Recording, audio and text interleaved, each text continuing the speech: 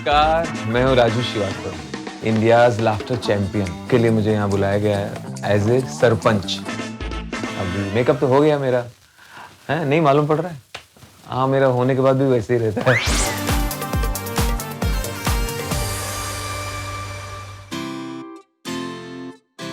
सबसे बड़ी बात तो मैं अपने आप को पॉलिटिशियन कहलाने में इंटरेस्ट नहीं है। मुझे कलाकार ही समझा जाए, कॉमेडियन बन के जो मुझे आनंद आता है वही रखना चाहता था।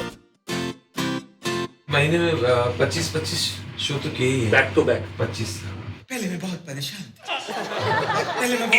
था। मेरे चलना मुश्किल हो गया था, घुटने बेकार हो गए थे, एक ही जगह पर बैठा रहता था, चल नहीं सकता था। फिर मेरे दोस्त नीरव मोदी ने मुझे नेशनल बैंक से लोन दिला दिया।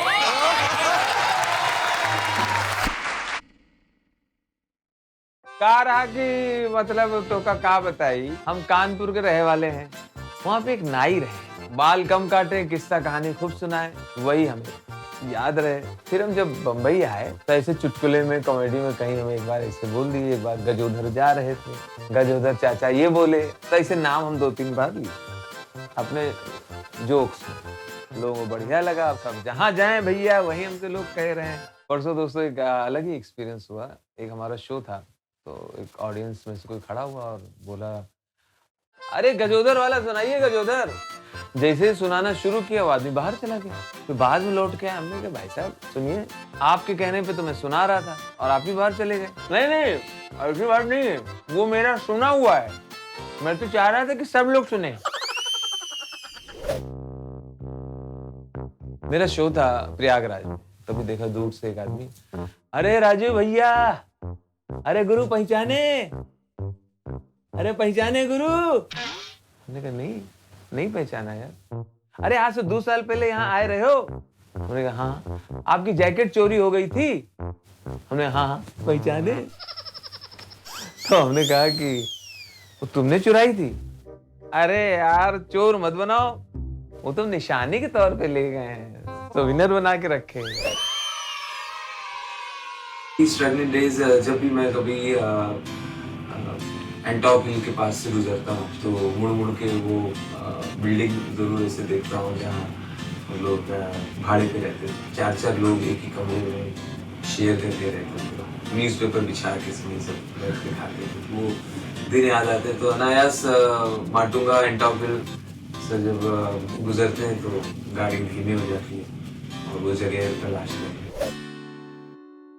4000 शोज हो गए उसमें। अगर मैं याद करूं खास तो जैसे मैंने इंदिरा गांधी जी को तो नहीं लेकिन राजीव गांधी जी को हंसाया है और उनके सामने उन्हीं की मिमिक्री की, वो याद रहता है। किशोर कुमार साहब के साथ मैंने एक शो किया इंदौर में, जो हमारे आइडल है, मेरे आदर्श हैं, जिनसे हाथ मिलाने को तरसते थे, उनके साथ ही कार्यक्रम किया, एक ही कर पाया।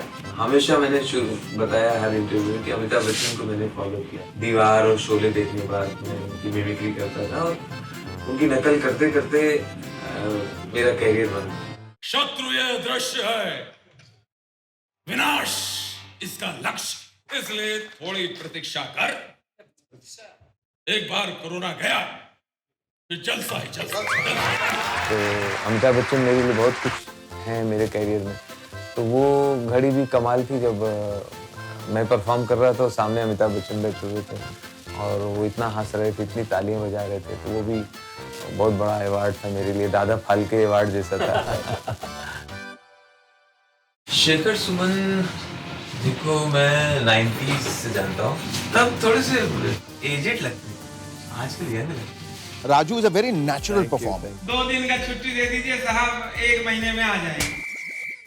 इनको आप लोग कमेडियन मत बोलिए, दे आर परफॉर्मर्स, ये फनकार हैं, ये एंटरटेनर्स हैं।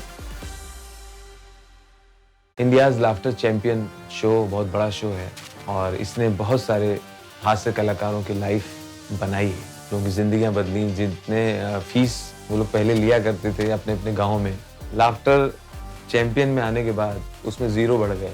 कईयों के तो कई 0 बढ़ जाते। इस बार तो सोनी पे आता है ये शो।